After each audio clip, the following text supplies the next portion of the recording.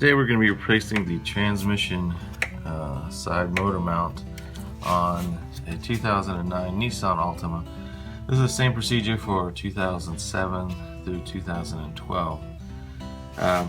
These motor mounts usually need to be replaced between 50 and 100,000 miles depending on your driving conditions, and if you've hit potholes or anything like that, these can break. So in this application you're going to have to put support for your transmission and motor using a jack and a piece of wood, and I'll show you that part later. But the first thing we want to do is locate it. This is the new part. It looks like this. I got it from Amazon, and it's about $20. So the first thing I usually do is I take off this cover, even though you don't really need to for this, but a 3/16 Allen wrench will take this cover off, and it has 3 screws. So I've already loosened those up. We'll take this off.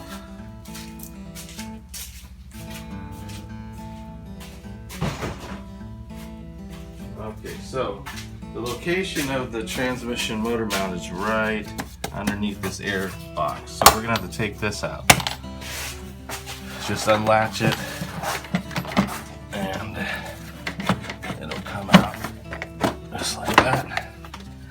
And now you can see where the motor mount is. It's right, the transmission mount is right here. And it's held in by 18mm bolts, and there's a total of 3 of them. Well, 4 if you count this one right here.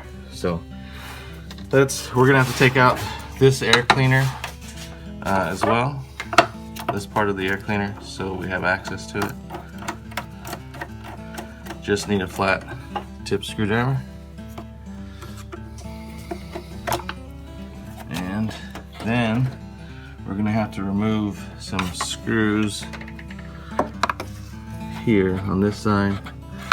Okay, so to take this part of the air box off, there's a 10mm screw here. So if you have a ratchet, an extension, and a 10mm socket, you can take this out right here, loosen it up. Once you get that off,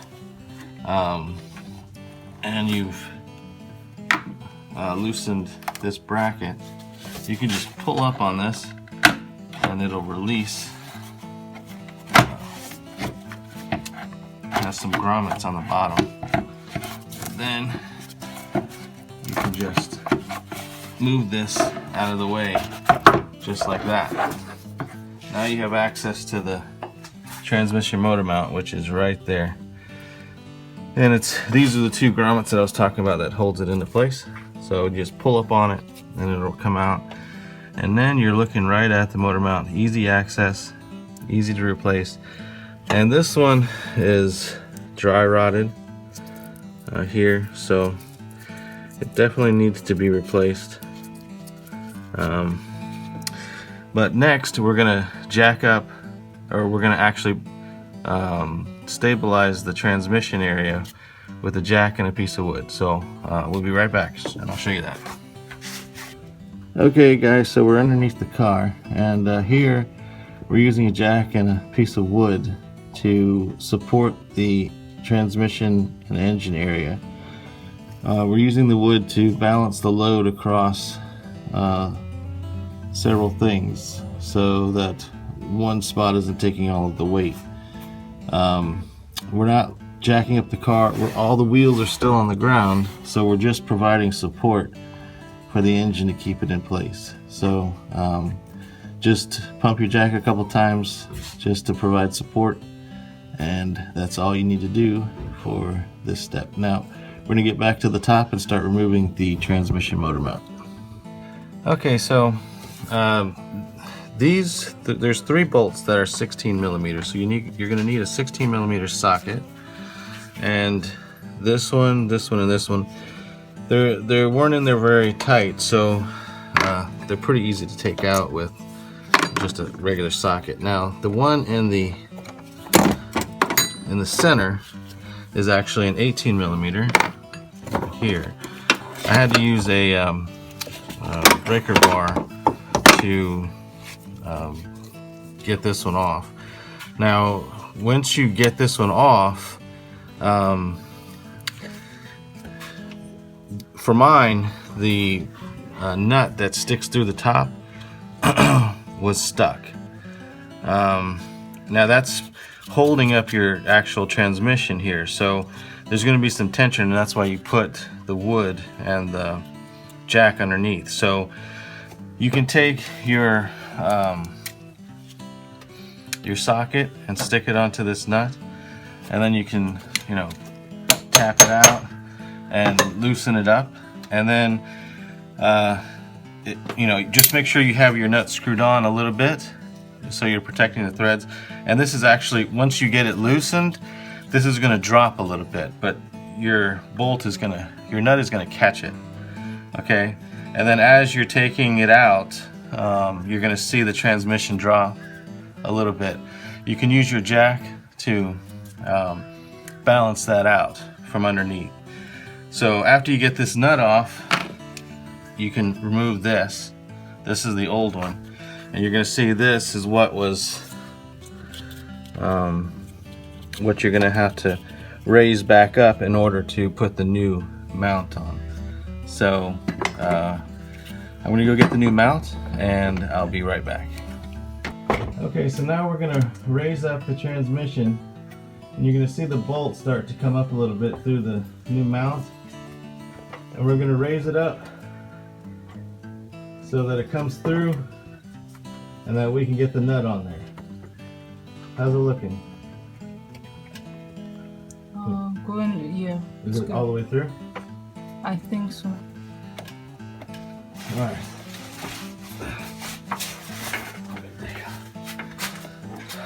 Okay, so that's perfect. So you see we raised up the transmission with that block of wood, and now we can get this nut back on here. Just like that. And then we have to put these 16 millimeter bolts back in. We're going to do that, and I'm going to lower the transmission back down so that it's flush. Tell me when it's flush, please.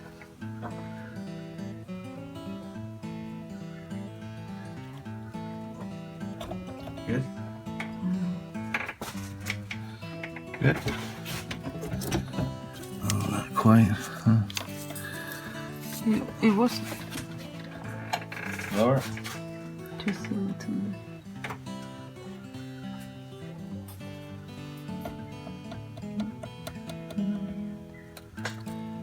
Oh, no. No? More, it's just a little bit. Maybe it's already.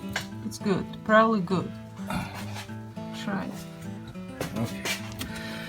All right, so now we got it lowered back down. So now we can start putting these other bolts back in. We'll be right back. Okay, so we've got the new motor mount back in. We jacked the transmission up just a little bit so we can get this bolt back in, and then I started a nut on this side, and it might be hard to line these two up, so I pushed this. What I did was I put a screwdriver into this hole, and I just pushed it a little bit just to give it a little bit of leverage to turn it, but I didn't want to mess up the threads, so I didn't put a lot of pressure in there, but I just pushed it a little bit just like this to push this metal bracket this way, and then that gave me the clearance to put this one in. And once I got this one in, this hole was lined up, so then I could get this one in. So if you're having a problem getting these nuts in, these bolts in, then you can use the screwdriver. Just be gentle on the threads and just put a little bit of pressure on this bracket, and you'll be able to get this one started, and then you'll be able to do that one. So now that we've done that, You can see the old one compared with the new one. This one, as you can see, is still looks intact, but you know, it's kind of cracked in different places, so it's not in that bad of a shape. But since I was replacing the motor mounts in the other places, I figured might as well do them all. So there you have it. I'm going to start putting everything back together. So the next, you're going to just rotate this back into place, just like that.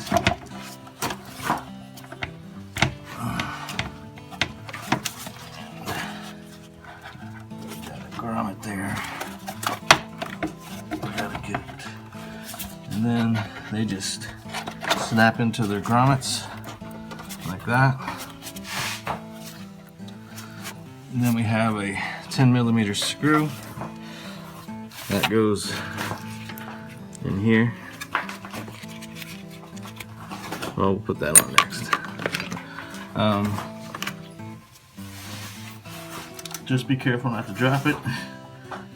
That goes right in there. Then we need our 10mm socket.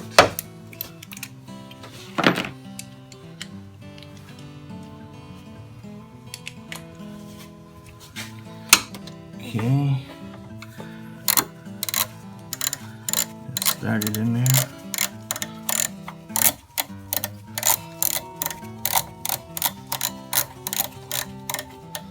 Tighten it up a little bit. We want to tighten up our. Let me grab a flathead.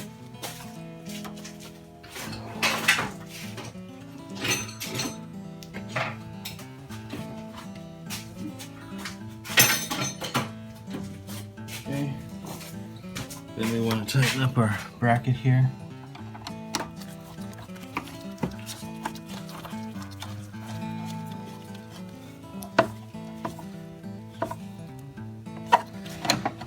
Okay, next we want to grab the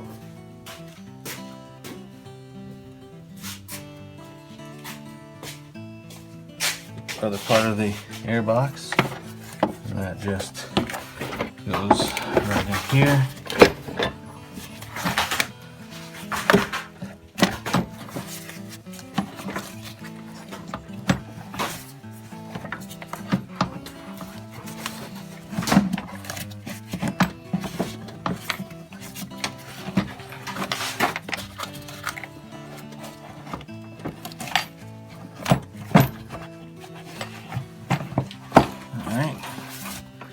Then we just press down on these clips. And the last part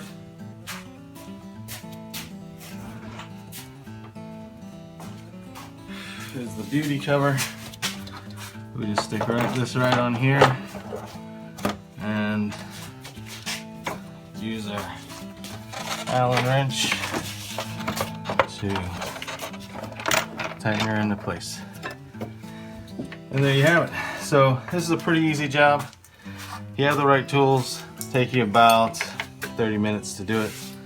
The part is inexpensive.